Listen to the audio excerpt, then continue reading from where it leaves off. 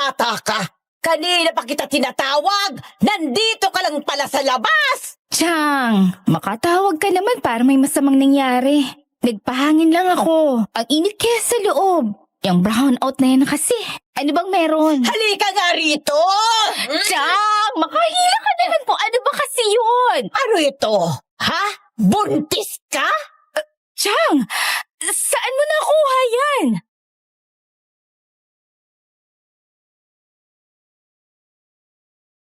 Pagbuntis, dapat nagsusuot ng itim. Dapat din hindi na lumalabas sa gabi kasi maraming makakaamoy sa halimuyak ng bata sa loob ng tiyan. Pagsapit ng dilim, dapat maghanda na ng mga bawang at asin at ilagay sa gilid ng bintana. Iilan lang yan sa mga sinasabi ng matatanda pag may buntis. Siguradong pati mga magulang at kalulahan ninyo, ganyan din ang paniniwala. Lumaki ako sa syudad pero mahilig talaga ako sa nature. Kung papipiliin ako kung dagat o bundok, mas pipiliin ko ang bundok. Dahil sa hilig kong yan, iba-ibang probinsya na rin ang napuntahan namin ng nobyo ko para mag-hike sa mga kabundukan. Sa bawat probinsyang napuntahan ko, hindi nawawala ang mga kwentong aswang ng mga taga roon. Isang popular na uri ng aswang ay ang tiktik. Isang aswang na mas gustong kumain ng batang nasa sinapupunan. Hindi ko masasabing naniniwala ako sa mga yon, pero nang makakita ako ng ilan sa kanila, saka ko napagtantong wala nga talagang imposible sa mundong ito at hindi lang mga tao ang naninirahan dito. Kung gusto niyong malaman kung paano ako napadpad sa lugar ng mga tiktik, pakinggan niyo ang istoryang ito hanggang dulo.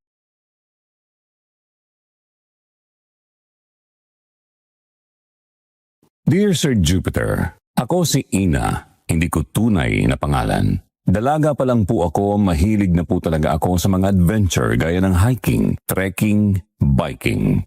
Sinanay kasi ako ng papa ko. Kaya ayun, hanggang sa nagdalaga at lumaki ako, mas gusto ko talagang mamundok sa tuwing libre ako. Sa pag-akyat ng mga bundok ko rin nakilala ang nobyo ko. Nagkasama kami sa isang hike tapos ayun, naging magkaibigan kami hanggang sa nagkarelasyon. Pareho din kaming naging teacher at sa kabutihang palad na hire kami sa iisang public school. Tuwing bakasyon talagang gumagala kami at lumalayo sa syudad kasama ang mga kaibigan namin. At kung minsan naman ay ang tiyahin kong todo suporta sa akin. Siya kasi ang kasama ko dahil nasa abroad na sina mama at papa. Ayoko pang sumunod doon kaya sinamahan na lang ako ni Chang sa bahay para hindi na mag-alala ang mga magulang ko. Single kasi siya at walang sariling pamilya kaya siya na lang ang nagpresentang maging chaperon ko sa Pilipinas. Isang araw pagkasimula ng bakasyon namin ng nobyo kong si Mike, nagdesisyon kaming mag-hike na naman sa isang hindi kilalang bundok. Nasa probinsya yon ng kaibigan naming si Daisy kaya nagdesisyon kaming sumama na lang sa kanya at sabay kaming mag-hike. Medyo malayo yon at kailangan pang sumakay ng barko pero hindi namin inalintana yun kasi nga gusto talaga naming umakyat ng bundok. Piyesta din daw kasi sa kanila kaya makikikain na rin kami pagkababa namin ng bundok.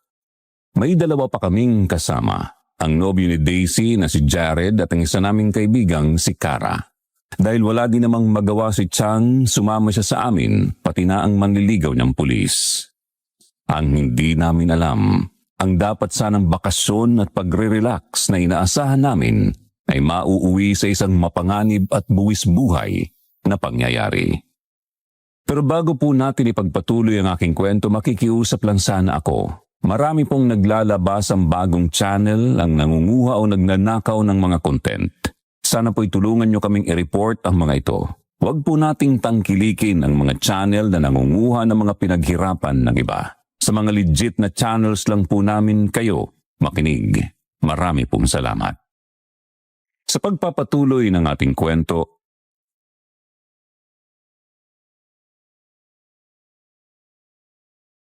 Ay, Diyos ko. Wala ba talaga tayong guide man lang? Ano ka ba naman, Gracia, my loves? Hindi uso ang mga ganyan dito. Baka hanap ka naman ng guide. Aba, paano kung maligaw tayo doon, ha? Diyos ko naman. Chang, kalma lang po.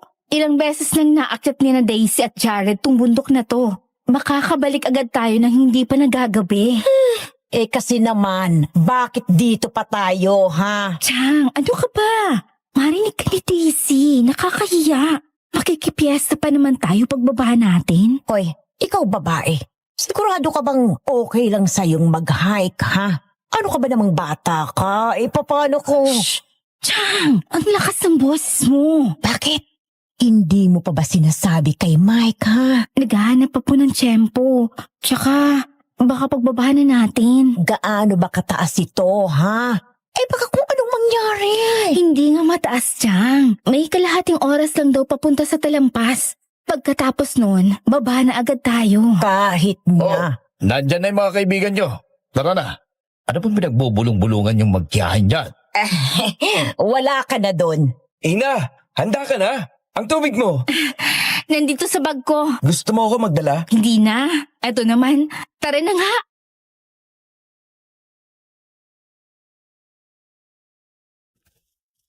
Nagsimula na kaming maglakad papasok ng bundok. Mga alas 7 ng umaga kami umakyat. Hindi rin naman ganun kataas talaga ang bundok kaya hindi rin siya nakakapagod. Gaya ng sinabi ni Daisy, nasa kalahating oras lang ang naging lakaran namin. Medyo sumobra lang ng konti kasi panay ang paghihinit siyang ng pahinga. Kaya yun, mayat maya din kaming tumitigil. Pero nung makaabot kami sa itaas, sulit naman ang pagod ng paglalakad. Ang sarap ng hangin. Sobrang layo sa hangin ng syudad na amoy usok at tambutso ng mga sasakyan. Yung sariwang hangin na yun talaga ang kailangan namin dahil ang sarap ng hangin doon. Naglatag kami ng picnic mat. May mga dala din kasi kaming pagkain kaya doon na rin kami kumain ng tanghalian. Masyadong ang natuwa si Chang sa tanawin kaya halos ayaw na niyang bumaba. Mga launa na ng hapon kami bumaba, hindi na kasi kami pwedeng magtagal pa. At magsisimula na rin ang kainan sa pista.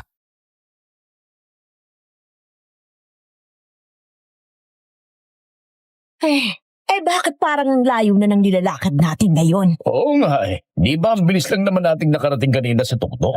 Ito lang si Gracia ang panay ang pahinga eh. Tigilan mo nga ako bago pa ako mapikon sa'yo, Ruben. Ito naman oh. Kunin. May biro lang, my love. May loves mong mukha mo. Napakaingay mo talaga, Gracia. Kaya siguro tayo naliligaw eh. Daisy, Jared, tama pa ba itong dinadaanan natin? Tung dalawang to talaga. Bangayan ng bangayan. Kaya bagay sila eh. Oh, okay ka lang? Ano masakit? Natapilo ka ba? Hindi. Yung tiyan ko, nag-cramps. Ha? Meron ka ba ngayon? Wala naman. Pero baka parating.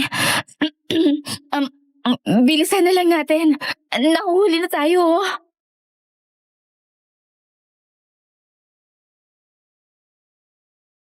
Bigla akong nag-alala ng mga oras na yun, Sir Jupiter. Hawak ko ang tiyan ko noon habang maingat kaming bumababa. Todo alalay naman sa akin si Mike. Nang halos umabot na kami ng 1.5 oras sa paglalakad ay kinutuban na akong naliligaw na nga kami. Nang tanungin namin sina Daisy at Jared, ang sabi nila yung daan na tinahak namin paakyat lang naman daw ang tinahak namin. Muntik pang magkagulo dahil nag-hysterical na si Chang.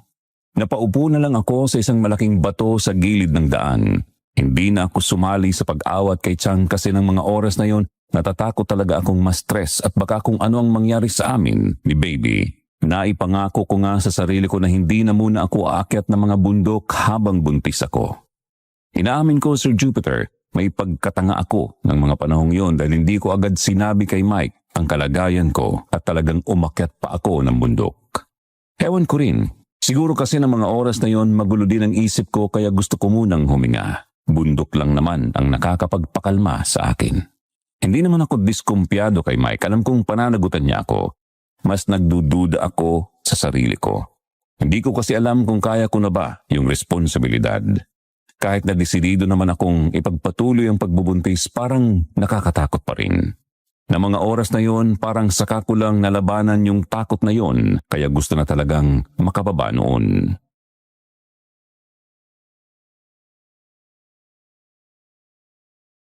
bilisan na lang kayo natin na paglalakad. Diretso lang naman yung daan. Baka sa dulo niya yung pinasukan natin. Tara na. Ina, dahan-dahan. Ay, Diyos kong lakad dito. Sana pala hindi na ako sumama dito. Nakakaloka. Mag-aalas 3 na yata ng hapon, hindi pa rin tayo makauwi. Eh baka naman minamaligno na tayo, ha? Shh! Tumahimik ka nga muna, Gracia. Sandali nga. Parang kanina ko pa nakikita ang batong yan eh. Di ba nadaanan na natin yan kanina? Oo, umupo pa nga ako dyan kanina. Ibig sabihin, naliligaw nga tayo? Ay, Diyos ko, magbaligtad kayo ng damit, dali! Po, may kasabihan ng mga matatanda na kapag naliligaw, baligtarin mo ang damit mo. Dali na, wala namang mawawala sa atin eh. Lahat po ba babalik rin? Kahit isa lang, sige la, bilis! Eto na nga po, oh. Ano? Ayos na ba kayo, ha? Nakapagbaligtad na ba kayo ng damit? Opo, Chang. Ayos na. O siya, tara na. Ay, Diyos ko, baka abutin pa tayo ng dilim dito eh. Sandali. Parang may nakikita ako mga kabayan dun sa baba. Ay, Diyos ko, salamat naman at makakalabas na tayo. Tara na. Sandali nga lang. Ikaw naman atat ka. Aba, gusto ko nang makauwi, ano? Tara na. Chang, parang di naman yun yung pinasukan natin kanina. Di ba highway ang nasa bukanan ng daan paakyat ng bundok? Di ba, Days?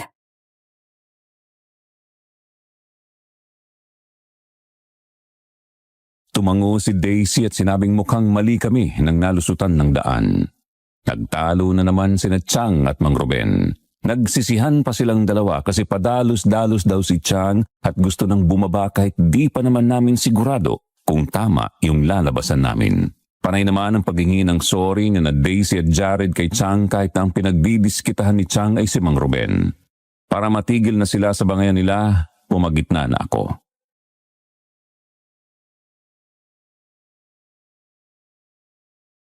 Tama na yan, Chang. Mang Ruben, wala namang patutunguhan kung mag-aaway kayo. Mabuti pa, bumaba na lang tayo at tingnan natin kung ano ba talaga yan. Baka naman katabi lang yan ang pinasukan natin kanina. Eh di malapit lang tayo. Tara na. Mas gugustuhin mo pa talagang manatili dito sa bundok kesa bumaba sa patag, ano? At least doon may mga tao. Hindi pa tayo maliligaw. Ang akin lang naman, hindi dapat tayo magpadalos-dalos. Ano ba naman na yung mag-iingat tayo? Baka kung saan bayan pa tayo mapunta. O, di ba iwan ka dyan? Isang bundok lang naman to eh. Paanong mapupunta sa ibang bayan, ha, Aber? Oo na. Panalo ka na. Bibig mo rin talaga walang tigil parang masinggad. Sumasakit ang ulo ko kina Chang at Mang Ruben. Hindi ka pa nasanay sa dalawang yan. Ganyan naman talaga sila mag-away.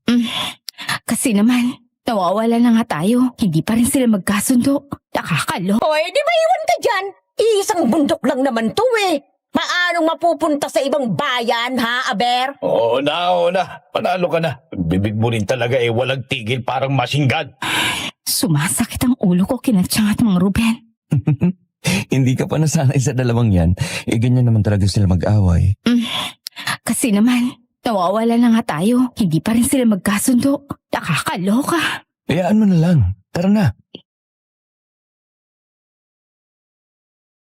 Hindi nga talaga to yung pinasukan natin. Baka ibang daan tong nalabasan natin. Kaya nga eh. Anak ng pating hindi naman ito yung pinanggalingan natin kanina Yung sinasabi ko na nga ba Oh, di lumabas tayo. Problema ba yon, ha? Tara na.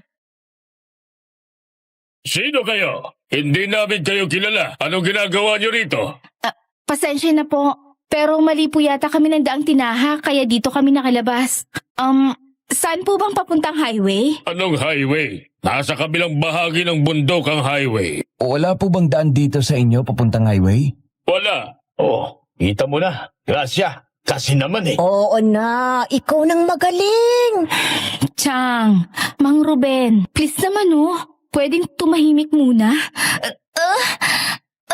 Ina, anong nararamdaman mo? May sakit ka ba, iha?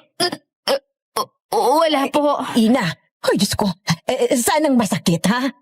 Chang, ano ba? Ayos lang ako. Napaka-OA naman po ng reaksyon niyo. Anong OA? Nag-aalala ako sa'yo. Baka mapano kayo ng magiging apo ko. Chang! Anong pinagbubulungan ninyo dyan? Ay, wala. Sinasabi ko lang dito sa pamangkin ko na dapat magpahinga muna at kanina pa tayo paikot-ikot. Ay, ano ba yan? Umulan na. Teka sandali. Pwede bang, Manong, pwede bang makisilong? Tito, sumunod kayo. Ay, Diyos ko. Pag minamalas nga naman, oh. Ayan, sobrang lakas ng ulan. Maupo muna kayo dito at magpatuyo. Mukhang magkakasakit pa itong isa niyong kasama at ang putla. Daisy, ayos ka lang ba?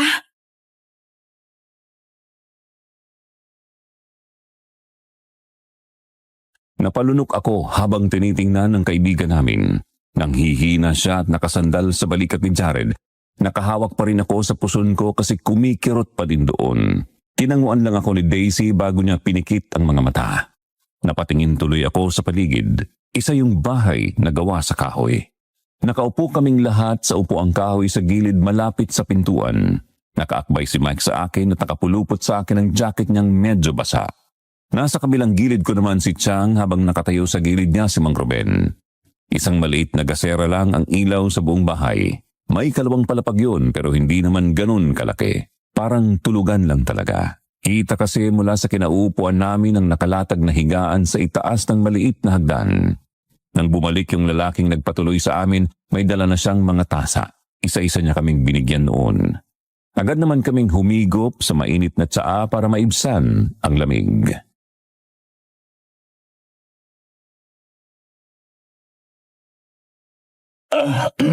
Salamat dito pare. Masarap.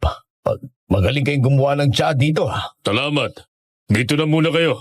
Kukuha ako ng gamot para dyan sa kasama. Sobrang putla ng batang yan. Eto, Jared, oh. Ibalot mo ito kay Daisy. Medyo hindi ito nabasa, kaya mas mainit ito. Hihingi na lang din ako ng mainit na tubig para kay Daisy. Samahan na lang kita. Ano ka ba? Kaya kong sarili ko. Hindi ko kailangan ng gwardya. Basta sasama ako. Abot naman talaga. Chang, wag na kayo mag-away please. Pasama ka na lang kay Mang Ruben. Ina, kinakampihan mo. Wala po akong kinakampihan, Chang. Para may kasama ka. Sige na po. Pwede naman kasing ako na lang. Ay, nako! Kakainis! Siguro kahit saan natin daling 2 yun, hindi pa rin sila titigil sa bangayan nila. Ewan ko nga eh. Ang dami na nga nating problema ngayon tapos sila. Parang wala lang nangyari. Ikaw, ayos ka lang ba? Sumasakit pa bang tiyan mo? Hindi na naman. Ang ginahulang. Sana tumila ng ulan. Sino kayo?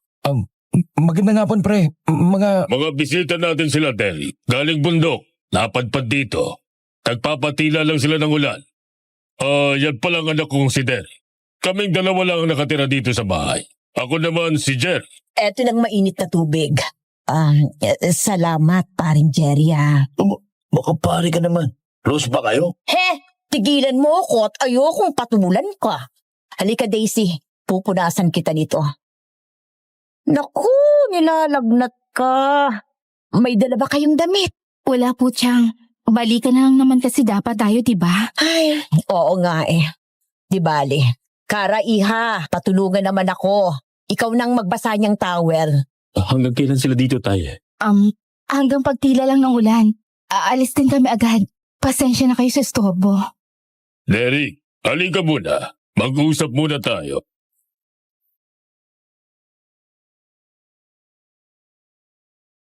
Bago umalis kasama ang tatay niya, tinitigan pa kami noong Derek. Kinilabutan ako at napakapit sa braso ni Mike. Hindi ko alam pero kinabahan ako doon sa klase ng titig niya. Parang may masamang balak. Alam ko namang mali ang mangusga agad pero ewan, ng mga oras na yun hindi talaga ako komportable sa paraan ng pagtitig niya sa amin.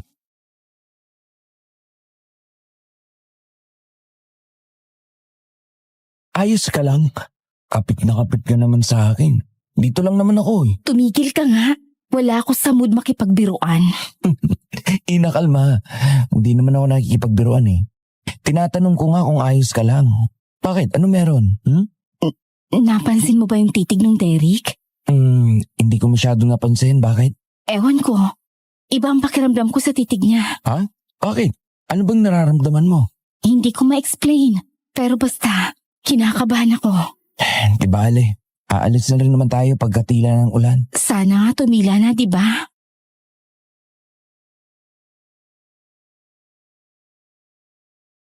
Hindi ko na alam kung gaano na kami katagal doon kasi sobrang dilim din naman ng langit sa labas dala ng ulan. Wala pa rin itong tigil. Parang mas lumakas pa nga. Nag-alala na ako kasi parang kailangan na talaga naming dalhin si Daisy sa ospital. Sobrang lala ng lagnat niya tapos wala pa silang mga gamot doon. Kung ano-anong dahon lang ang pinapatong nila sa noo ni Daisy. Parang nagdideliryo na nga siya sa sobrang init ng katawan niya. Mas lalo akong nabahala ng mga oras na yun, Sir Jupiter. Nakakaawa na kasi talaga ang mukha ni Daisy ng mga oras na yon at sa totoo lang, hindi ko na rin alam kung ano ang gagawin ko. Gusto ko na lang talagang umalis doon pero hindi naman namin magawa kasi nga hindi pa rin tumitigil ang ulan.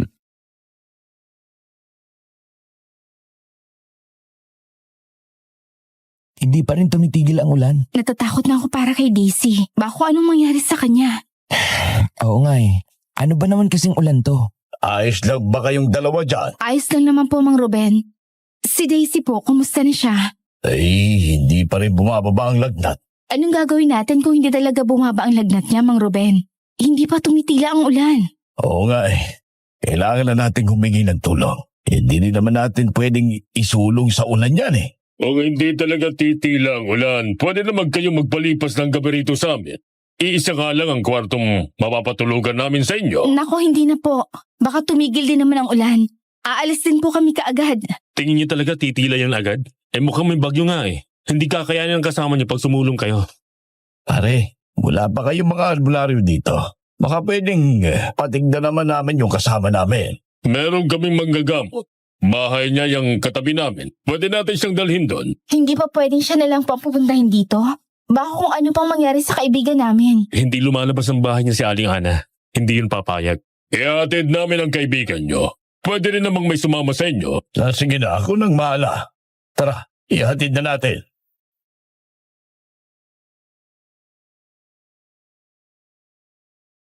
Naiwan kami ni na Mike at Tiang Gracia habang inihatid ni Mang Ruben si Daisy kasama sina Cara at Jared.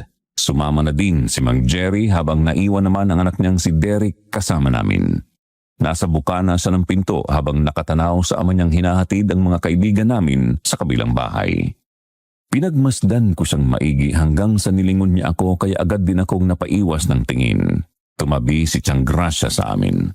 Ilang saglit pa bumalik na si Mang Jerry. Naghintay pa kami ng ilang minuto kung titigil ba talaga ang ulan. Pero sa kasamaang palad, nagtuloy-tuloy talaga ito kaya naman wala kaming choice kundi ang magpalipas na lang ng gabi doon. Pinatuloy nila kami sa isang kwarto. Ayos lang naman sa amin yun. Pinahiram pa nga nila kami ng damit at binigyan din ng kumot at unan. Nasa kama na kami ni Tiang at sa baba naman si Mike. Hindi ko alam kung anong oras na yun. Nakatitig lang ako sa nakasarang pinto ng kwarto, hindi pa rin dinadalaw ng antok.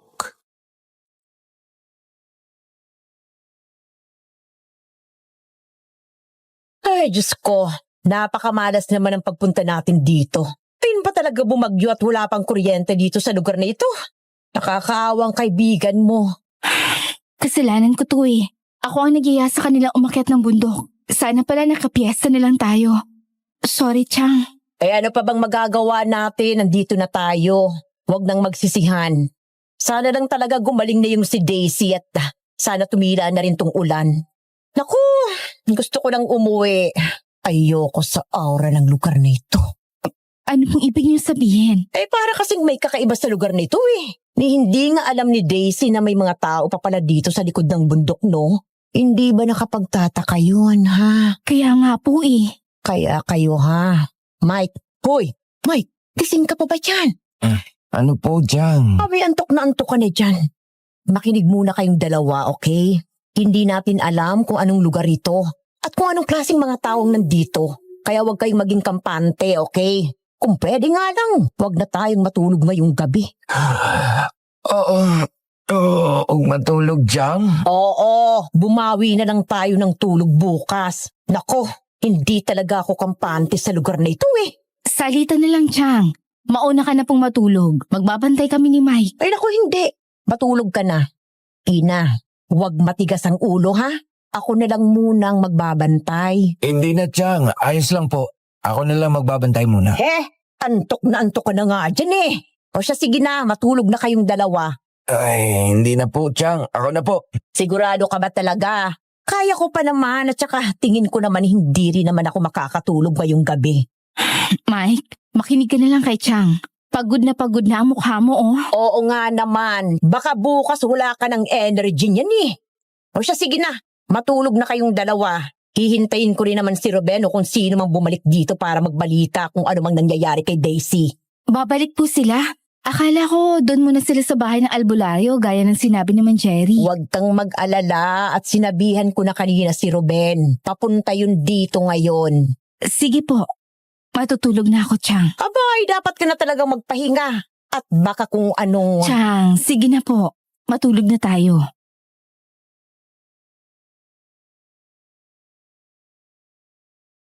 Napailing na lang si Chang sa akin. Nahiga na rin ako at pinilit na lang ang sarili kong matulog. Dahil na rin siguro sa pagod ko ng araw na yon kaya nakatulog din agad ako. Pagkagising ko wala ng ulan at medyo maliwanag na sa labas. Agad akong bumangon at tiningnan ang paligid ko.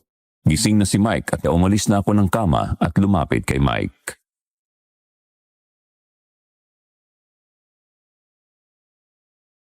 Ina, gising ka na pala? Si Chang, lumabas?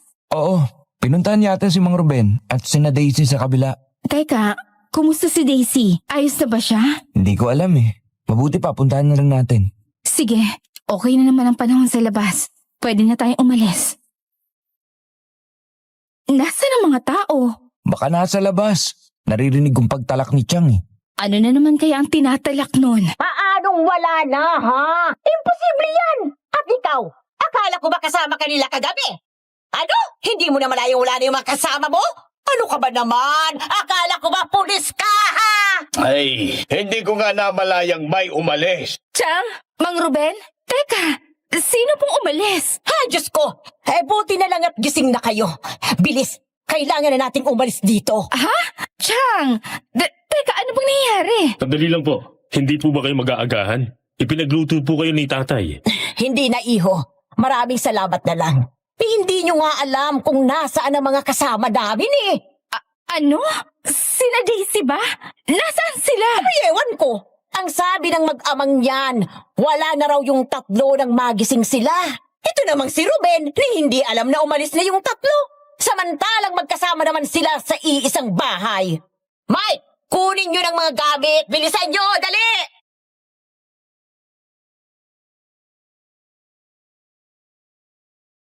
Hindi agad ako nakagalaw sa kinatatayuan ko. Kung hindi pa ako hinila ni Chang papasok, hindi pa ako makakagalaw.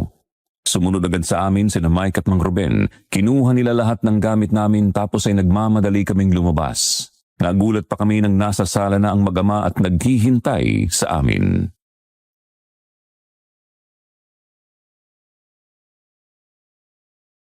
Hindi na ba talaga kayo mapipigilan? Kumain muna kayo bago umalis. Naku, hindi na.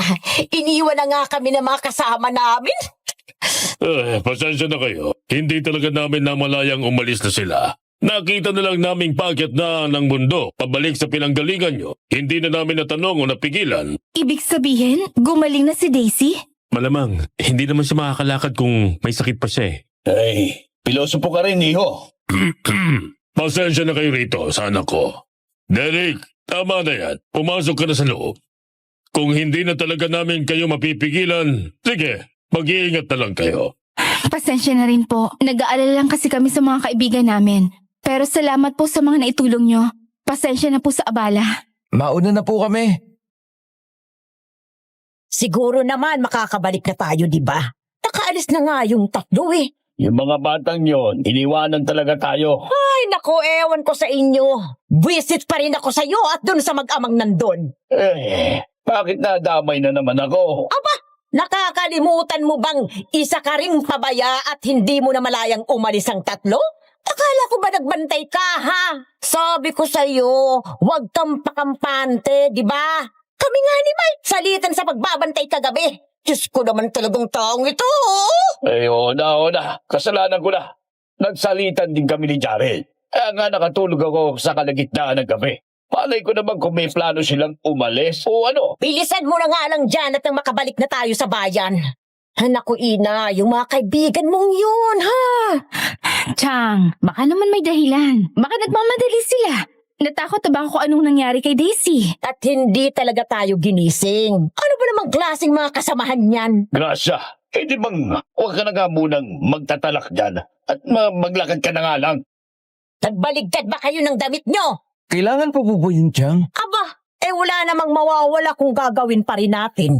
Baka kung ano na namang mangyari sa atin, no? O siya, sige na, baligtarin nyo ng damit nyo at saka yung mga jacket na suot nyo.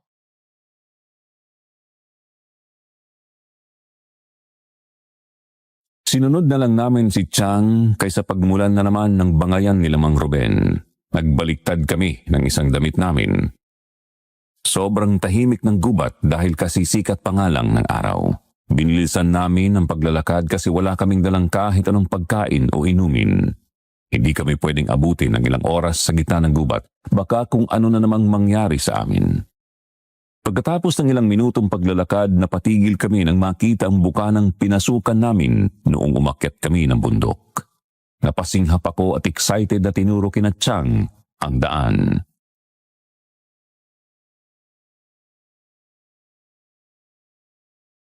Chang, ayun na oh.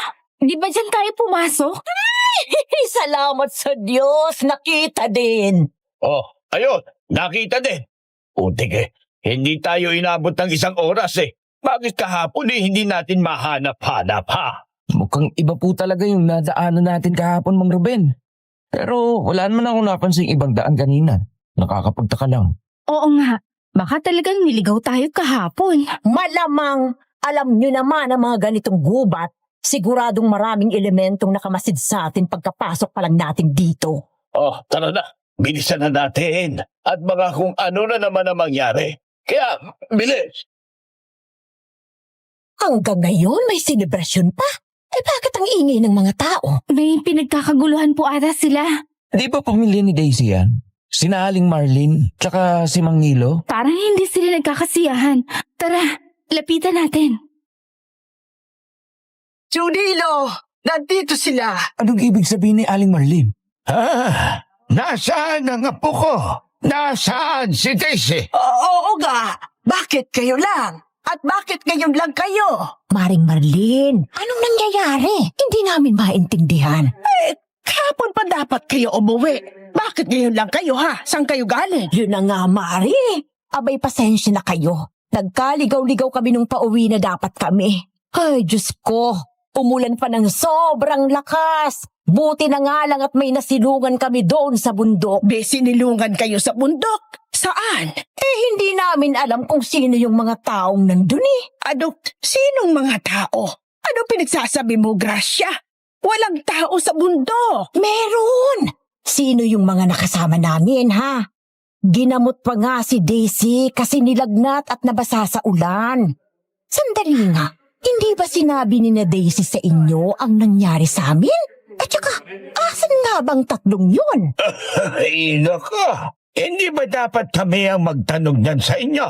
Kayo ang magkasama sa pag-akyat. Oo nga, pero ang magaling yung apo iniwan kami doon. Ay, Diyos ko, nakakalokang tatlong yon. Hindi man lang kami ginising nang umalis sila.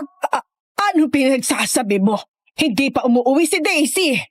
Hindi ba't magkasama kayo? Bakit mo hinahanap sa amin ang pamangkin ko, ha? Ibig niyo pong sabihin, wala pa sila Daisy dito? Ay, hindi pa buuwi ang apo ko. Ngayon niyo sabihin sa akin, anong nangyari sa inyo sa gubat?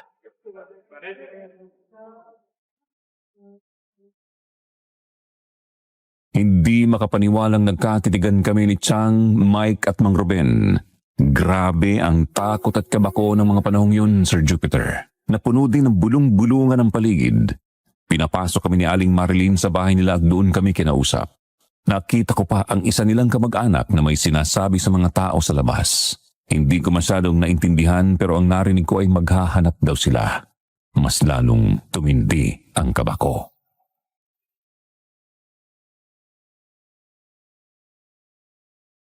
Ay, ang buong akala namin ay iniwan kami ni na Daisy, Jared at Cara. Kaninang umaga, pagising namin, sinabi ng may-ari ng bahay na tinutuluyan namin na umalis na daw sila. Nainis pa nga ako at hindi kami hinintay ng mga batang yun. Hindi nakabalik si na Daisy dito, Gracia. Sinong may-ari ang sinasabi mo? Saan ba talaga kayo napunta? Bakit hindi kayo nakabalik kahapon? Hindi naman gaano kalayong nilakad niyo Wala pang isang oras ay maaabot ko na yung tuktok. Yun na nga, Marlene. Kaso nung pababa na kami, bigla na lang kaming naligaw. Sa halip na makabalik sa dinaraanan namin, ibang daan ang napuntahan namin at dinala kami sa isang lugar na may mga magkakalapit na bahay. Akala nga namin kapitbahay niyong mga yon, pero wala naman kaming nakitang daan o highway. Ay, Diyos ko. Pero wala nang mga tao sa likod ng bundok na yon. Imposible po yan. Kasi nakatuloy pa nga kami doon. Sobrang lakas kasi ng ulan. Kaya napilitan kami makisilong doon. Hihintayin lang dapat naming tumila ang ulan, tapos uuwi na rin kami. Pero hindi tumila ang ulan tapos nilagnat pa si Daisy. Kaya ayun, hindi na kami nakaalis doon. Pinagamot pa nga namin si Daisy doon sa albularyo nila. Albularya? Ano ba pinagsasabi niyo? Totoo yun. Ako pa nga ang sumama sa apo nyo para gamutin ang albularyan yun. Wala naman siyang ginawa talaga. Pinahiran lang ng kung ano-anong dahon. Pero siguro gumaan ang pakiramdam niya kaya nauna na silang umalis at iniwang kami. Hindi nga umuwi si Daisy. Marlene, tama na. Puntahan mo na sina Ado at sabihin mo ang nangyari. Kailangan nating mahanap agad si Daisy.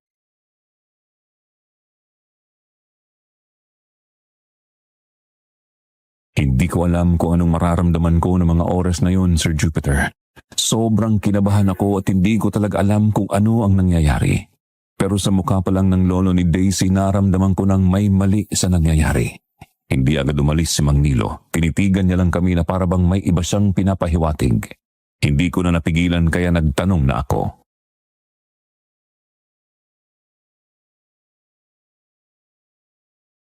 Ano po bang nangyayari? Nasa panganib ba si Daisy? Mas pabuti pa sigurong umalis na lang kayo. Pero bakit po? Teka, may alam ba kayo sa lugar na yun? Bakit hahanapin si Daisy? Umalis na kayo. At baka maabutan pa kayo ng mga magulang ni Daisy. Galit na galit ang mga iyon sa inyo. Hindi. Hindi kami aalis hanggat di nyo sinasabi kung anong nangyayari. Tutulong kami sa paghahanap. Baka naligaw sila palabas ng gubat. Ay, Diyos ko. Oo nga. Hindi nyo alam kung anong sinasabi ninyo. Ano? Paano? Jong, papunta na sila. Kung ayaw nyo talaga kumalis, manatili na lang kayo dito sa bahay. Huwag na kayong lumabas. Lalo ka na mapanganib. Hindi ko po kayo maintindihan. Ano yun? Sandali nga. Wala na akong maintindihan sa mga nangyayari. Ang ibig nilang sabihin, hindi pa talaga nakauwi yung tatlo? Parang gano'n na nga. Mukhang may maling nangyayari dito. Oh, saan ka pupunta ha? Tutulong ako sa paghahanap. Aalamin ko rin kung anong nangyayari. Abay, hindi pwedeng para tayong mga tanga rito. Tsaka baka kung ano nang nangyari sa tatlong yun. Hoy, teka! Sandali! Ruben!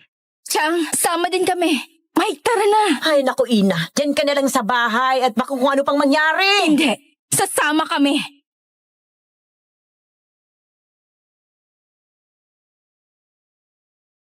Wala nang nagawa si Chang nang sumunod kami ni Mike kay Mang Ruben.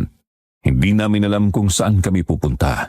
Sumusunod lang kami sa mga tao doon. Gusto pa nga sana naming bumalik ng gubat pero hinarang kami at pinagbawalan na bumalik doon. Wala kaming nagawa kundi ang mag-iba ng direksyon. Hindi namin alam kung saan parte na kami ng bayan nakarating basta may nakasabay rin kaming mga kasamahan ni na Daisy. Buong maghapon kaming naghanap at halos hindi na nga kami kumain. Pero magdidilim na lang, wala kaming nakita. Pagbalik namin ng bahay, nandoon na rin ang mga kamag-anak ni Daisy at iba nilang kasamahan. Akala ko nga may nakita sila pero kagaya namin, wala din silang napala sa paghanap. Nanlumo ako at mas lalong binalot ng takot ang buong katawan ko.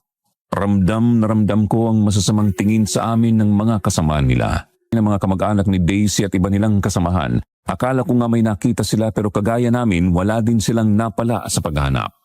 Nanlumo ako at mas lalong binalot ng takot ang buong katawan ko. Ramdam na ramdam ko ang masasamang tingin sa amin ng mga kasama nila. Hindi ko rin naman sila masisi kasi nga kami ang kasama ni na Daisy tapos bigla na lang silang nawala. Pero hindi rin naman kasi namin alam kung ano ang nangyari. Gaya nila, gulong-gulo din kami ng mga oras na yun.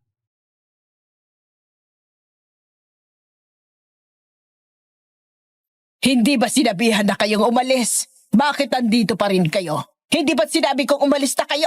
Hindi pa rin po ba nakikita si na Daisy? Ano sa tingin mo? Hindi ba umalis din kayo para maghanap? Wala ba sila sa gubat, ha? Nakita namin may mga pumunta ng gubat kanina. Pupunta din sana kami doon, kaya lang pinagbawalan kami. Mas mabuti nang wag na kayong bumalik doon. Kumain na kayo. Pagkatapos ito'y matulog na rin kayo. Bukas na bukas, ipapahatid ako kayo ni Chong sa sakayan ng ferry para makauwi na kayo. Teka lang po, hindi kami makakauwi hanggat hindi namin nalalamang okay lang si na Daisy. Hindi kami Uuwi kayo. Tapos ang usapan. Darating na bukas ang kapatid at bayaw ko. Alam na nila ang nangyari sa anak nila, kaya siguradong galit na galit ang mga yun sa inyo. Baka kung ano pang magawa ng mag-asawa kapag nakita kayo. Kaya pakiusap lang. Makinig na lang kayo sa amin. Sige na, paiwan ko na kayo. Ay, Sige na, kumain na kayo. Halos buong araw tayong walang kain eh. Ina, sige na. Kumain ka na. Ano ba yan? Ang daming lamok. Pati pala dito walang kuryente. Ang arte mo talaga. Ganyan talaga sa probinsya. Eh bakit sa gabi lang walang kuryente, ha? Nagtitipid. Maraming lugar na ganito. Napakadunya mo lang talaga. Ina, kumain ka ng kumain. Naku!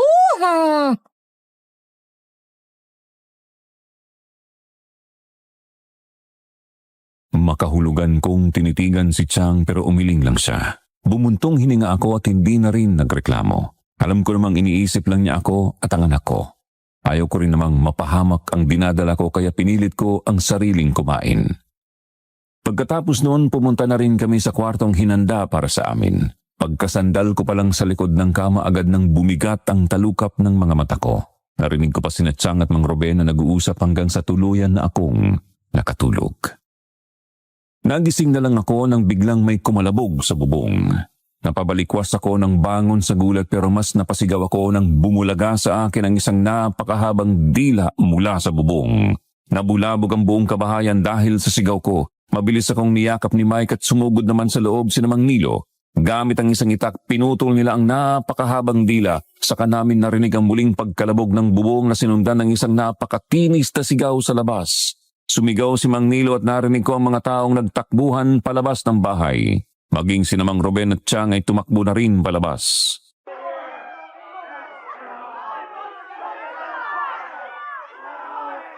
Mike, ano yun? Nakita mo yun, di ba? Hindi ako dinanaginip. Oo, Ina. Nakita ko. Hindi ka na nanaginip, okay? Tahan na. Nararamdaman ko siya. Para siya may buhay at parang alam niya kung nasaan ako. Mike, natatakot ako. Nandito ako, Ina. Hindi kita pababayaan, okay? Ina, ayos ka lang ba, ha? Ano? May sugat ka ba? Ano sabihin mo? Wala po siya. Pero nararamdaman kong parang pababa siya sa akin. Ay, Diyos ko. Ano po ba yung Chang? Tao ba yun, ha? Paanong... Tik-tik ang isang iyon. Tik-tik. Isang uri ng aswag. May mga mahabang dila na siya ginagamit sa pagpatay sa kanilang mga biktima. Pusang gala. May aswang dito sa bayan nyo? Matagal lang wala, pero pinabalik niyo sila. Anong pinagsasabi mo? Dala namin ang aswang, ganon? Nahihibang ka na ba? Basta, uminahon ka nga. Hindi sila ang kaaway natin. Hindi ko gustong tabas ang dila ng isang to eh. Klaruhin mo nga yung ibig mong sabihin. Marlene, sabihin mo na sa kanila. Mas pabuti na alam nila dahil mukhang hindi lang ang pamangkin mo ang kinapitan ng tik-tik. Pati ang batang to. Ako po? Kinapitan? Bakit po siya kakapitan? Ay, matagal na panahon na simula nung huli naming makasalamuha ang mga tik-tik. May lahing mga manggagamot ang mga ninuno namin at sila ang kumulong sa mga tik-tik na yun sa likod ng bundok na yun. Sandali. Sa likod ng bundok? Ibig sabihin...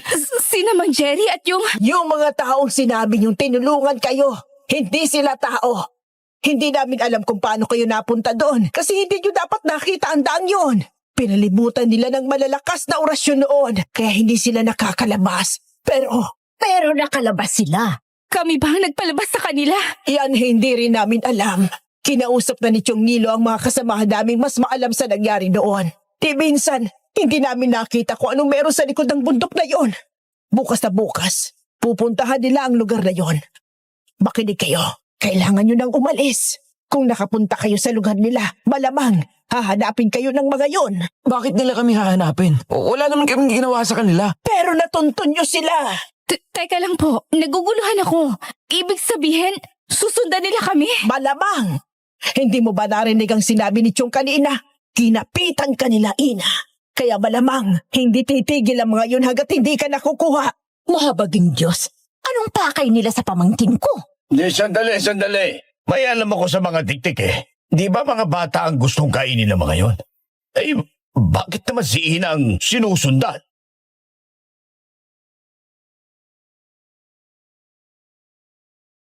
Nanlamig ang buong katawan ko sa sinabi ni Mang Ruben. Hindi agad sumagot si Aling Marilyn at saglit na tinitigan lang ako. Naramdaman ko din ang makahulugang tingin ni Tiang Gracia sa akin. Napalunok ako at saka kumapit sa braso ni Mike. Sumandal ako sa kanya. Naramdaman ko naman ang pagyakap sa akin ni Mike. Napatungo na lang ako. Wala na rin namang sinabi si Aling Marilyn. Iniwan na rin niya kami pagkatapos niyang sabihin na aalis na kami kinabukasan ng gabing yun.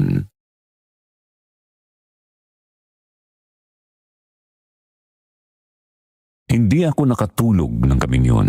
Pakiramdam ko pag ipinikit ko ang mga mata ko, papasok na naman ang dilang yon. Hawak ko lang ang isang unan na nakapatong sa tiyan ko na parabang mapoprotektahan noon ang batang dinadala ko sa kahit anuman. Hindi ko alam kung anong oras ako nakatulog ng gabing yon. Basta nagising na lang ako dahil sa tama ng sikat ng araw sa mukha ko. Dahan-dahan akong dumilat at para akong nabunutan ng tinik sa dibdib nang makitang wala namang nakasabit na tenga sa harapan ko.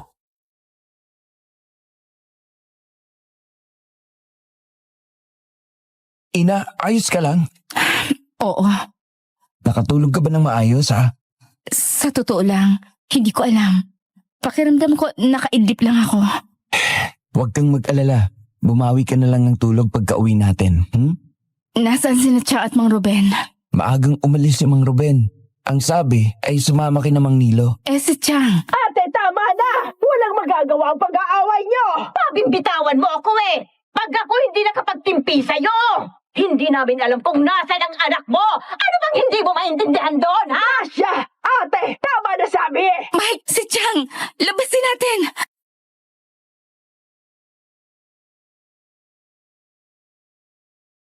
Muntikan na kaming madapa ni Mike sa pagmamadali. Naabutan namin sa sala si Tiang Gracia nakikipagsabunutan sa mama ni Daisy. Nakaawat naman si Aling Marilyn sa kanila pati na ang papa ni Daisy. Galit na tiningnan din kami ng mama ni Daisy. Napayuko na lang ako. Galit na umalis ito ng sala na sinundan din naman ng asawa nito. Naiwan kami ni na Tiang, Mike at Aling Marilyn doon.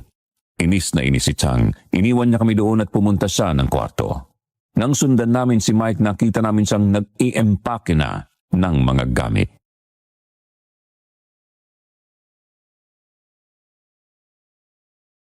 Ano pang ginagawa nyo? Bilisan nyo na at ang makaalis na tayo! Kumukulimlim na naman. Baka abutan na naman tayo ng ulan. At huwag ka nang makulit, Ina, ha? Nakita mo ba paano ako sa bunutan ng ina ni Daisy? Baka yun din ang gawin sa'yo. Na para bang kasalanan natin ang nangyari sa anak niya? Eh hindi nga natin alam kung anong nangyari. Wala pa po si Mang Ruben, Chang. At sana man nagsususuot ang isang yon. Sumama po sa mga naghahanap. Tarantado. At ngayon pa talaga niya piniling magpakabayani? Hala, kayong dalawa. Bilisan niyong maghanda dyan. Susunduin ko ang isang yon. Aalis na tayo ng bayang to. Ayusin mo na ang mga gamit mo. Mike, parang hindi ko kayang umalis dito na hindi nalalaman kung ligtas na ba si na Daisy. Wala na tayong magagawa, Ina. Ayaw ng pamilya ni Daisy na nandito tayo. Kaya para walang gulo, umalis na lang tayo. Sigurado naman akong hindi sila titigil sa paghahanap kina Daisy. At saka, nakakatakot ang sinabi ni Aling Marlene kagabi at yung naranasan mo. Kasalanan ko to eh. Sana talaga hindi na lang ako umakyat ng bundok na yun. Ina, shh. Hindi mo kasalanan, okay? Pumayag din naman kaming sumama rito. Hindi mo kami pinilit. Wala kang kasalanan. Pasensya Pasensya ka na. Hindi ko lang mapigilan. Tahan na. Magiging maayos din ang lahat.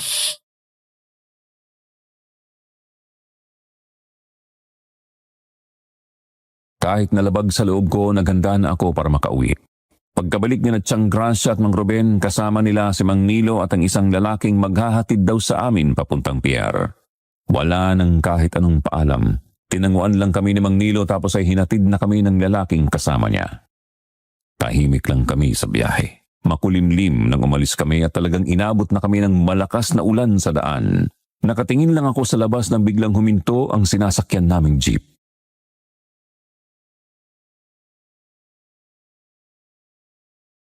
Diyos ko, ang lakas pala talaga ng hangin at ulan noong nakarang araw. Ang daming natumbang kahoy. Bagyo ata talaga yun eh. Wala pang ibang daan. Bakit parang hinaharang nila ang mga dadaan? Ay sandali nga, bababa ako magtatanong. Mabuti pa nga. Tiang, huwag na kayong humirit, please lang. Eh wala naman akong sinabi. Giniginaw ka ba? Mag-jacket ka muna. Salamat. Ang tagal naman ni Ruben. Ano? Nakikipag-chismisan pa siya doon? May kausap po atang tanod. Ay, nako. Oh, anong nangyari? Grabing sira pala sa daan. Hindi na nagpapadaan. Ang dami ring mga natumbang puno sa kalayuan. Kahit suspendido rin daw mga biyahe ng ferry. Eh paano ba yan pare? Hindi kami makakalis. Bumalik na lang tayo.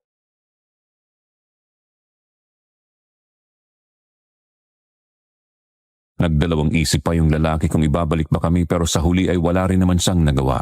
Alangan naman kasing iwan niya kami roon. Mas lumakas pa nga ang ulan at hangin habang pabalik kami ng bahay ni na Daisy. Basang-basa tuloy kami pagkababa ng jeep. Gulat na gulat pa sina Aling Marilyn at Mang Nilo nang makita kami. Muntik pa ngang mag-away ulit sina Tiang at ang nanay ni Daisy. Buti na lang at napigilan din naman ulit sila ni Mang Nilo. Dahil sa pagsara ng daan at wala silang nagawa kundi ang patuloyin ulit kami. Natigil pansamantala ang paghahanap kina Daisy at sa dalawa pa naming kaibigan dahil sa sobrang lakas ng ulan. Nasa bahay kaming lahat, walang nagsasalita at walang umiimik.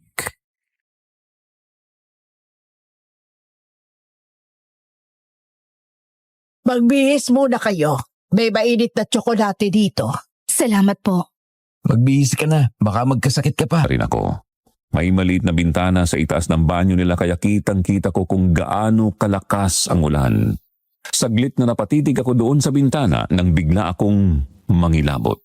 Napakurap ako at napayakap sa sarili ko nang maramdaman kong parang may nakamasid sa akin. Tumingkayad ako para makita ang labas ng bintana pero ganun na lang ang panlalaki ng mga mata ko ng isang pares ng mapupulang mga mata ang sumalubong sa akin. Sa gulat ay napasigaw ako at napatakbo palabas ng banyo. Ina! Ina, anong nangyari? Anong nangyari? Bakit ka sumigaw? May nakita ako. Mga pulang mga mata nakatingin sa akin. Ano? Oh, tama si Tiang Nilo. Hindi sila umalis. Nandito lang sila sa bayan. Napuntahan niyo na ba ang likod ng bundok, ha? Wala na ba talaga sila doon? Wala na. Nakalabas na sila. Kami nga nagpalabas sa kanila. Hindi kayo. Si Daisy. Dugo ni Daisy. Ano? Sa totoo lang, unti-unti na kami nawawalan ng pag-asa makikita pa namin si Daisy. Pati na yung dalawa niyang kasama. Teka sandali. Bakit naman po kayo ganyan? Dahil yun ang totoo. Nagpinuntahan ni na Tiang ang pinagkulungan ng mga tiktik doon. Abandonado na ang lugar. Nakumpirma na rin nilang doon nga kayo galing. May nakita silang ilang gamit ni Daisy sa isang bahay. Diyos ko, ibig sabihin, hindi kusang umalis yung tatlo? Hindi. Ang hinala namin si Daisy lang talagang dapat nilang kukunin. Nadami lang yung dalawa. Siyempre, hindi hahayaan ni Jared na makuha nila si Daisy. Pero sandali, kasama nila si Ruben sa bahay na yun. Bakit hindi sinama ang isang yun? Hindi rin namin masasagot yan. Baka alam ng kasama nyo. Ang sinabi lang ng damuhong yun ay nakatulog siya. Tapos pagising niya, wala na ang tatlo. Hoy, Gracia! Ako na naman bang sinisiraan mo dyan? Ayan na ang damuho! Mang Ruben, hindi niyo ba talaga namalayang nawala yung tatlo sa tabi niyo ng gabing yun? Pasensya ka na, Ina. Wala talaga akong napansin eh. Napasarap ang tulog ko noon. Ano yan? Ang alin? Ito. Ay, bigay ng lolo ko. Anting-anting daw eh. Binigyan ko na nga rin sina Gracia dito eh. Hoy, Gracia, di ba? Binigyan ko kayo ni Ina nito. Oo, nasa bulsa ko lang. Bakit ba kasi kailangang isuot sa bewang? Para kang tanga dyan. Eh, yun ang nakasanayan. Ikaw, Iha, suot mo bang ganyan mo? Hindi ko suot, pero nasa bulsa ko lang din. Dinadala ko palagi yun pag bumibiyahe kami ng malayo. Ina, Chang, parang may komisyon dito. Meron ka din? Po, nang alin? Oh, eh buti pa tong si Mike eh. Ginawang pulseras. Ang ganda ng pagkakagawa mo ah. Kaya naman pala hindi kayo nagalaw. Protektado kayong apat. Anong ibig niya sabihin? Patingin nga nitong sayo. Eto po. Matibay na orasyon nga ito. Hindi basta-basta nakakalapit ang mga aswang sa mga ganitong klaseng anting-anting. Kaya hindi nila nasama itong kasama nyo. Ha? Epektibo pala tong ibinigay ng lolo ko. Ibig sabihin, dapat isasama nila si Mang Ruben? Kami? Oo, para wala nang makabalik sa amin. Siyempre, hindi namin sila mapaghahandaan. Pero hindi, nakabalik kayo. Kaya ngayon umaatake sila dahil galit sila sa inyo. Kayo ang dahilan kung bakit namin nalamang nakatakas sila. Pero teka lang, paano nga ba nila nabuksan ang kung anumang harang na nakapalibot sa lugar na yon, ha? Si Daisy at ang batang dinadala niya. Ano?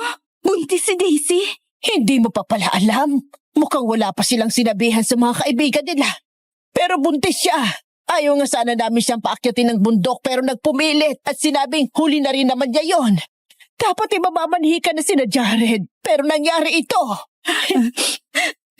Diyos ko! Ina, tahan na. Ano yun? May nangyayari ba? Diyan lang kayo. At huwag na huwag niyong huhubarin niyang mga suot niyo. Lalabasin ko. Ako, napakachismoso mo talaga. Eh, ano ka ba naman, Gracia?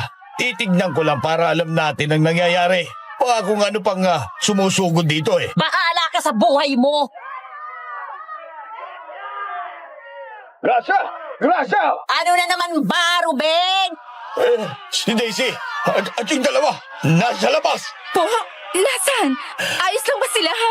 Ina, patay na sila. Si Daisy wakwak ang tiyan niya at yung dalawa puro ng kagat at halos wala ng dugo. Parang pinahirapan. Hindi! Ina, sandali. Ina! Hoy! Ay, Diyos kong batang ito!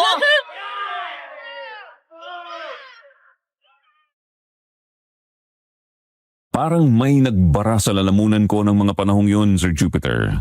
Nanlamig ang buong katawan ko lalo na nang marating ko ang kinaroroonan ng bangkay nilang tatlo. Hindi ko na inalintana ang lakas ng buhos ng ulan. Nakatulala lang ako doon at nakatingin sa bangkay nilang tatlo. Napahawak ako sa aking tiyan at napatakip sa aking bibig habang nakatitig sa wakwak na tiyan ni Daisy.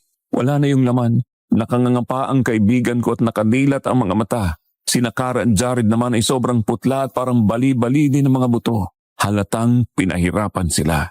Umalingaw-ngaw sa buong daan ang palahaw ng iyak ng mama ni Daisy. Nagwala ito at pinipigilan lang ni Namang Nilo at Aling Marilyn. Napuno rin ng bulong-bulungan ng mga tao. May narinig pa akong nagsabi na hahanapin daw nila ang mga tiktik at talagang papatayin na nila ang mga ito.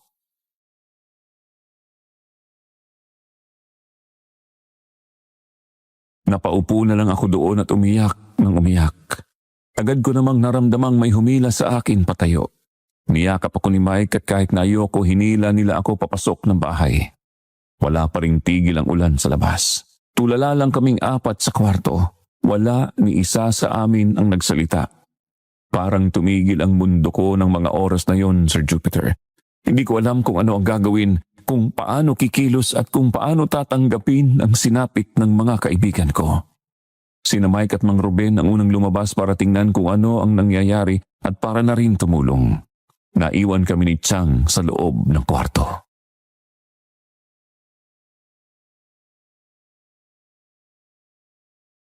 Mahabaging Diyos! Ano ba itong nangyayari, Ina? Bakit naman ganun? Hindi ko yata kayang umalis na lang dito, Jack. Anong ibig mong sabihin, ha? Kanina, sa labas, narinig ko malak nilang hanapin yung mga pumatay kina Daisy. Gusto kong tumulong. Chang, gusto kong ipagiganti ang mga kaibigan ko. Ano? Nahihibang ka na ba? Anong tulong ang gagawin mo, ha? At saka buntis ka. Kaya ka target ng mga tiktik. Alam mo naman siguro yun, di ba? Ano ka ba naman, Ina? Alam ko, Chang. Alam ko ring iniisip mong katangahan ang gagawin ko kasi pwede naman tayong umalis. Pero ano nangyari, ha? Di ba nga hindi tayo makaalis? Kesa tumunga nga tayo rito, bakit hindi tayo tumulong? May magagawa tayo, Chang. Naririnig mo bang sarili mo? Sasama ka sa paglaban ng mga aswang? Ano ka ba? Gusto mo bang mapahamak, ha? Idadamay mo pa yung anak mo. Bakit ka ba nagkakaganyan? Kasi guilty nga ako, okay? At hindi ko alam kung makakatulog ako sa gabi habang iniisip ang wakwak na tiyan ng kaibigan ko.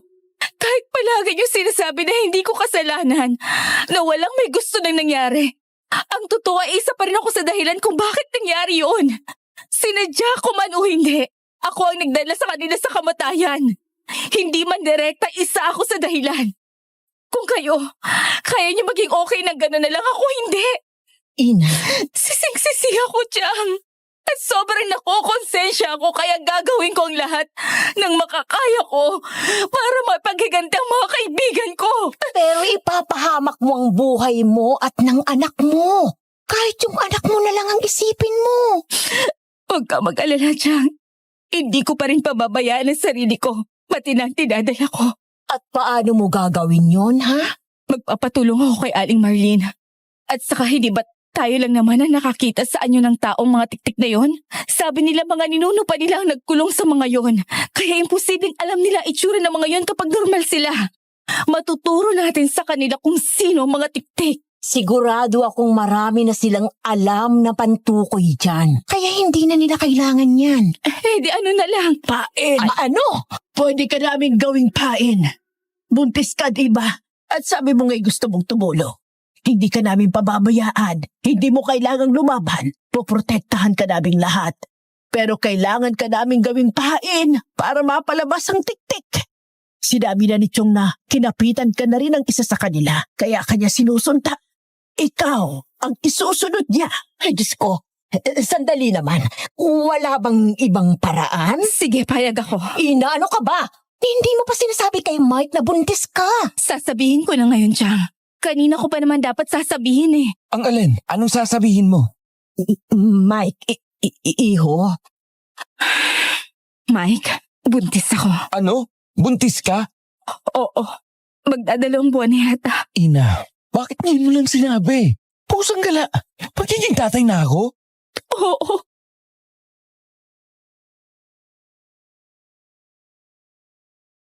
Hindi mapalagay si Mike sa kinatatayuan niya. Nakita ko pa ang panginginig niya bago siya lumapit sa akin at niyakap ako ng mahigpit. Hinalik-halikan niya ako sa noo, napapikit ako at mahigpit na napayakap din sa kanya. Kung ibang pagkakataon lang sana yun, baka sobrang saya na talaga namin. Pero dahil sa mga nangyari, hindi talaga namin magawang maging masaya. Kumalas kami sa yakap ng tumikhim si Aling Marilyn.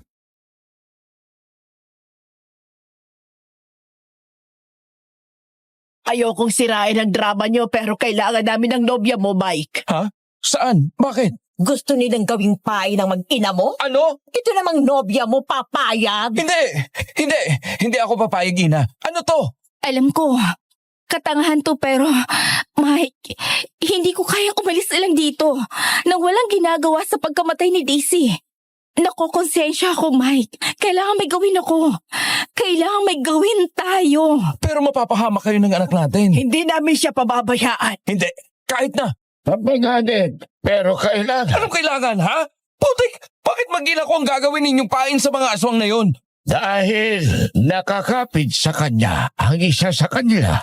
At hindi kayo makakalis hanggat hindi sila namamatsong ibinibigay ng mga suot niyong anting-anting. Makakahanap at makakahanap sila ng paraan para makalapit sa inyo. At kapag nangyari yun, hindi na namin kayo matutulungan. Ibig sabihin, wala na kaming pagpipilian, ha? Meron. Pwede kayong muwi at hintayin na lang ang pagsalakay nila. Hindi na namin sila mapipigilang umalis ng bayang to. Lalo na't wala nang bisa ang orasyon ng mga ninuno namin noon. Nananatili sila ngayon sa bayan dahil sa iyo, Ina, at sa batang dinadala mo. Kung ganon, Anong gagawin natin para mawala sila? Paano natin sila matatalo? May plano na sina Chong at ang isang albularyo namin. Pero magtatagumpay lang ang plano namin kung mapapalabas namin ang mga tiktik. Sa ngayon, ikaw lang, Ina, ang makakapagpalabas sa mga yun. Teka. Di ba magiging halata ang plano nyo? Hindi magiging halata kung aayusin ang pag-arte. Ayok sa laman ng mga yon. At kapag naamoy nila ang bata sa tiyan ni Ina, isa lang ang gagawin nila. At yon ay ang sumugod. Anong kasiguraduhan namin na hindi mapapahamak ang ina ko? Nasa paligid lang kami. Hindi namin hahayaang masaktan sila ng mga tiktik na yon. Ang kailangan lang namang gawin ni Ina ay ang palapitin at ikulong ang mga ito sa bilog na abong gagawin namin. Pag napaloob sila doon, pansamantala silang hindi makakalabas. Yon ang gagamitin nating oras para mapatay sila. Ang ibang hindi makakapasok sa bilog ay lalabanan ng iba sa amin. Eh kung kasama niya ako, ha? Kaming dalawa na lang ni Ina ang gawin ninyong pain. Sigurado naman akong iisipin nilang kaya nila ako. Kaya lalapit pa rin sila. Sa ganung paraan ko lang masisiguro ang kaligtasan ng mag-ina ko. Mike, Hindi lang ikaw nakukonsensya sa nangyari kina Jared, Daisy at Kara. Kaya kung gagawin ka nilang pain, hindi ako papayag na ikaw lang. Mukhang wala naman magiging problema doon, Chong. Pero tandaan nyo, habang nasa loob kayo ng bilog, masasaktan kayo ng mga tiktik. Kaya siguraduhin yung pag nasa loob na sila ng bilog, ay makalabas na kayo. Sandali. Kung tutulong ang dalawang ito, abay tutulong din kami ni Ruben. Oo, pare. Maasahan mo ako sa pagkikipaglaban. Hindi basta-basta kalaban ng mga tiktik. Kailangan kahit paano ay alam nyo kung ano at paano sila mapapatay. Marlene, mabuti pa'y ikaw na ang bahalang magturo sa kanila. Pupuntahan ko muna ang iba pa para sa plano.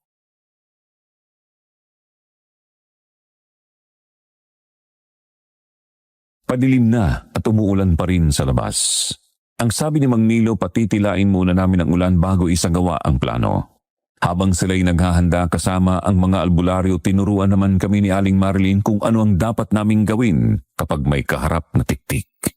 Binigyan niya rin kami ng iba't ibang panangga at panlaban sa mga tiktik. Inulit niya rin kung ano ang dapat naming gawin ni Mike para maging matagumpay ang plano. Wala ang mga magulang ni Daisy at sumama daw ang mga ito sa kabilang bayan para doon ipaimbalsamo ang mga katawan. Sila na rin daw ang tumawag sa mga kaanak ng dalawa. Ipinangako ko sa sarili ko ng mga panahong yon na pupuntahan ko ang mga magulang ni Jared at Kara sa oras na mapatay namin ang mga aswang. Dumating ang 9:00 ng gabi at sa wakas tuluyan ng tumila ang ulan. Paisa-isa ang paglabas ng mga kasama ni Mang Nilo habang wala pa silang nararamdamang presensya ng mga tiktik. Nasa sala kaming lahat at naghihintay sa susunod na gagawin.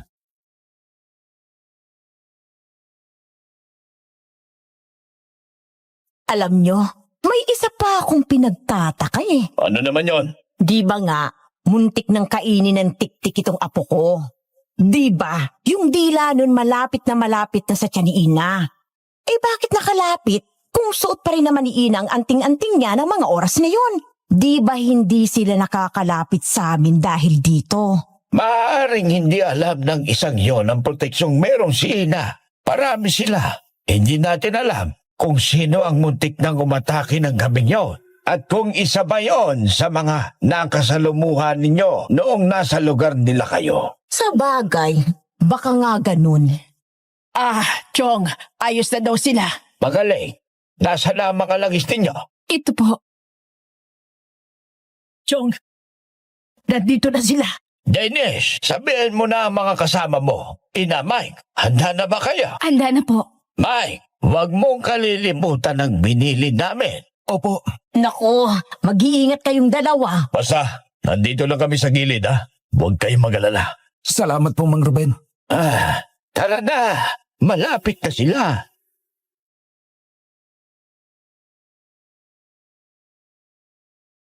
Hinawakan ni Mike ang kamay ko. Isa-isang naghanda ang mga kasama namin at karamihan sa kanila sa likuran dumaan. Sobrang dilim na sa labas at tanging ilaw mula sa buwan lang ang nagbigay ng liwanag sa daan. Nanatili namang bukas ang mga gasera sa bahay ni Daisy. Nang makalabas na ang mga kasama ni Mang Nilo, Kami naman ni Mike ang dahan-dahang lumabas. Huminga ako ng malalim bago namin sinimulan ang drama namin.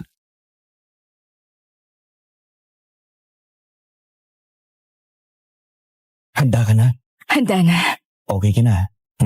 Medyo ayos na. Hindi tayo magtatagal dito, okay? Mahamog, baka mapano si baby. Mga ilong minuto lang naman, Mike. Sige, Ang lamig. eto, mag-jacket ka muna. May nararamdaman ako sa likuran. Shh! May nakapaligid sa atin. Mike, Nandito na ako. Kailangan nating makaabot dun sa gitna ng daan.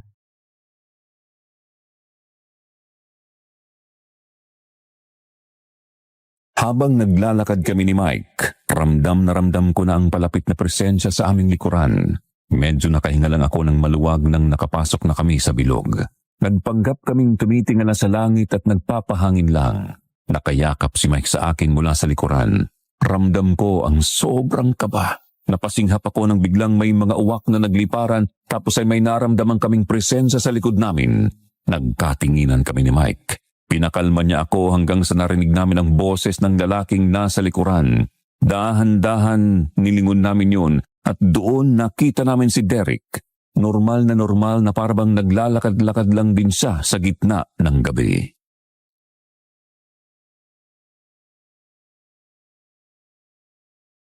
Magandang gabi. Derek? Naalala mo pa pala ako. Oo naman. Anong ginagawa mo rito? Gabing-gabi na. Kayo, bakit nasa labas pa kayo? Gabing-gabi na. Nagpapahangin lang kami, pre. Ganun din ako. Nagpapahangin lang din. May problema ba? Bakit kayo umaatras? Wala naman. Talaga bang magtatanga-tangahan tayo rito? Ina, sa likod ko. Ang sweet mo naman, pare. Huwag kang lalapit sa amin. At sino ka para sundin ko? Ang bango. Ang bango-bango ng mag-ina mo. Hayop ka! Akala mo ba makukuha mo mag-ina ko, ha? Manigas kang gago ka! Dadaan ka muna sa mangkay ko bago mo sila masaktan! Sige. Tingnan natin. Inatak mo! Mike! May isa pa! Ina! Halimaw ka! Halika rito! Nakagat ko ang aking labi habang patuloy ang pag-atras palayo sa isa pang tiktik. Sobrang pangit ng mukha niya, para iyong sinabugan na ewan. Nakalawit ang kanyang dila at sobrang itim ng buong katawan niya. Mahaba siya at parang butot balat na lang. Sinusubukan niya akong abutin pero nakapulupot ang buntot pagi sa kanyang leeg at hinila siya ni Mike papasok ng bilog. Nakita ko kung paano parang nasusunog ang balat niya nang makapasok sa loob ng bilog ang isa niyang paa. Napansin yun ni Derek kaya imbis na sumugod kay Mike, dumiretso sa akin. Mabilis akong umayos ng tayo, hinanda ko ang sarili ko sa pagsalakay niya. Gamit ang mga dinurog na bawang at asin, sinabuyan ko yun dahilan para umusok yun at masaktan siya. Inagalit mo talaga ako. Hindi mo makukuha ang anak ko! Hindi ako papayag! Matapang ka, papay. Pero wala namang panamang tapang mo sa lakas na meron kami.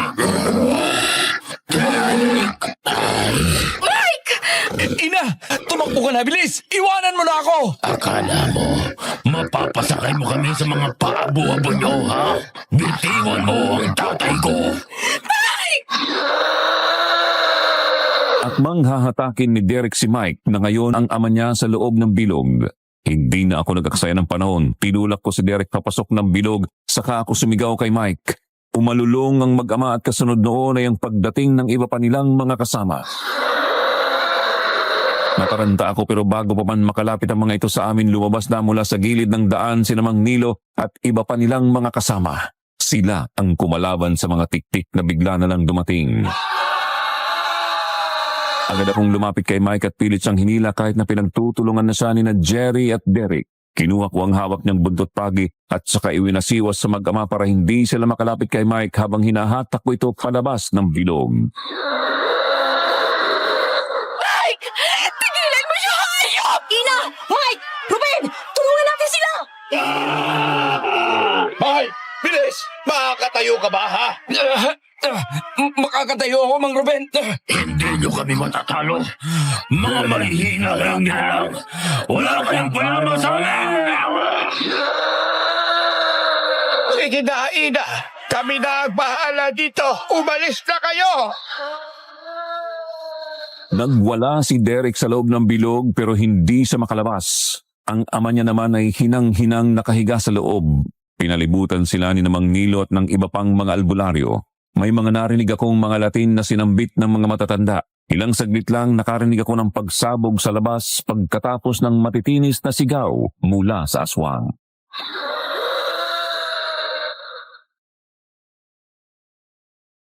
Inalalaya naman kami ni Mang Ruben papasok ng bahay. Bumungad sa amin si Aling Marilyn na agad tiningnan ang sugat ni Mike sa binti.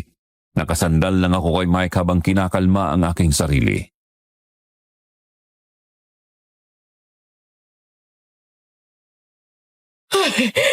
Tapos na.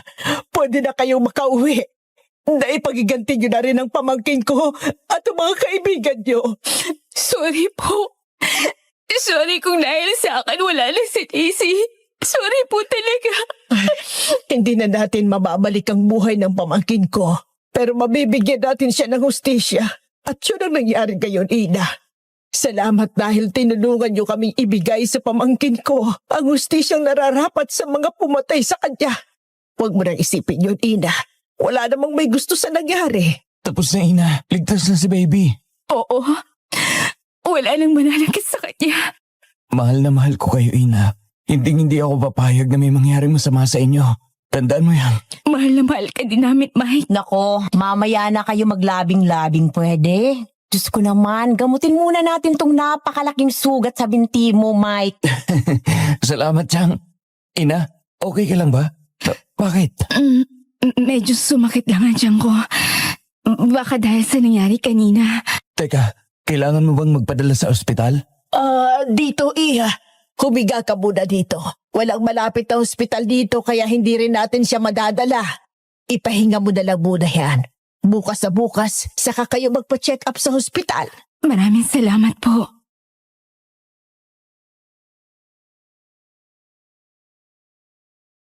Nang gabing yun, inubos nila ang lahi ng mga tiktik na nasa bayang yun. Pero ang sabi ni Mang Nilo, sigurado daw siyang may mga nakatakas. Hindi lang talaga nila namalayan. Ganun pa man, napatay naman nila karamihan sa mga ito, pati na ang mag-amang Derek at Jerry na siyang pinuno pala ng mga tiktik.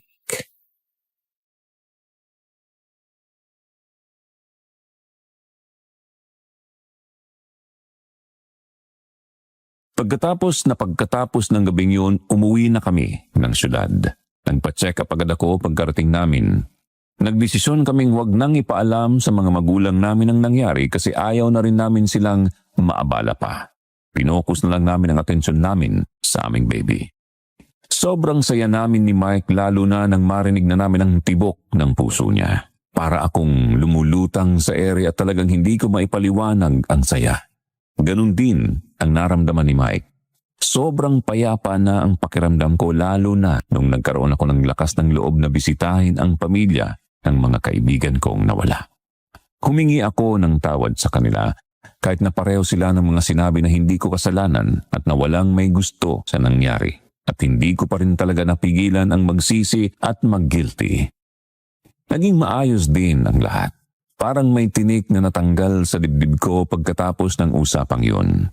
Hindi ko na alam kung anong nangyari sa pamilya ni Daisy nang makaalis kami pero pinadalhan ko pa rin ng mensahe ang mga magulang niya. 2 buwan mula nang makabalik kami sa syudad, tumawag ang mga magulang ko. Inaaya kaming mag-abroad kasi may kakilala daw sila.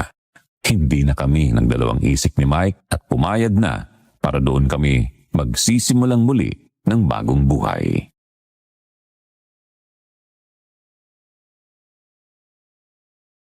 Ayos na ba mga gamit mo?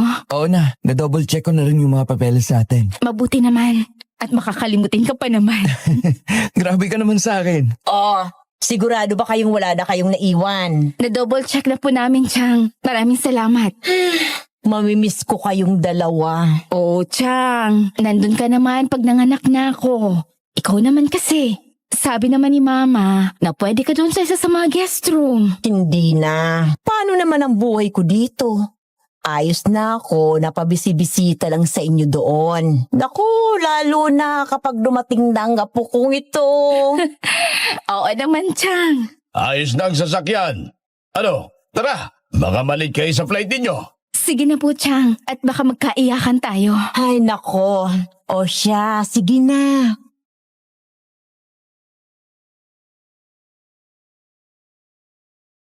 Hinatid nila kami papuntang airport. Habang nasa eroplano at nakatitig sa mga ulap, hindi ko naiwasang magbalik tanaw sa mga nangyari sa akin ilang buwan bago ako dumating sa puntong yon. Noong mga panahong yon, naisip ko, sigurado akong hindi ko makakalimutan ang nangyari sa amin sa probinsya ni na Daisy. Totoo naman kasing kahit ilang taon na ang lumipas, minsan naaalala ko pa rin ang mga kaibigan ko. Iniisip kong baka dahil nakokonsensya pa rin talaga ako sa nangyari. Pero habang tumatagal, unti-unti ko na rin namang natanggap na walang may gusto noon. At kung ang mga mahal sa buhay nga ng mga kaibigan ko ay napatawad ako, dapat mapatawad ko na rin ang aking sarili. Sa ngayon, ayos naman kami ng pamilya ko. Pareho kami ni Mike na teacher dito sa US. May 2 anak na rin kami. Nandito na rin sa US si Chang Gracia at Chong Ruben. Nagpakasal na rin kasi sila sa wakas. Sa kabila ng mga nangyari, matatag pa rin kami. At yun ang ipinagpapasalamat ko sa Panginoon. Hanggang dito na lang po ang sulat ko. Sana may natutunan kayo. Kung sakaling mapili po ang aking kwento, maraming salamat po. Salamat sa pagbibigay ng platform para makapag-share kami ng mga ganitong kwento. Huwag po nating kalimutang mag-like, mag-share at subscribe sa channel ng Kwentong Takip Silim. Pakipindot na rin po ang bell button para updated po tayo lagi sa kanilang uploads. Kung kayo po ay may gaya kung may kwento tungkol sa mga aswang, pwede nyo pong i-comment sa baba para mabasa ko rin. Maraming salamat po ulit. Nagmamahal, Ina.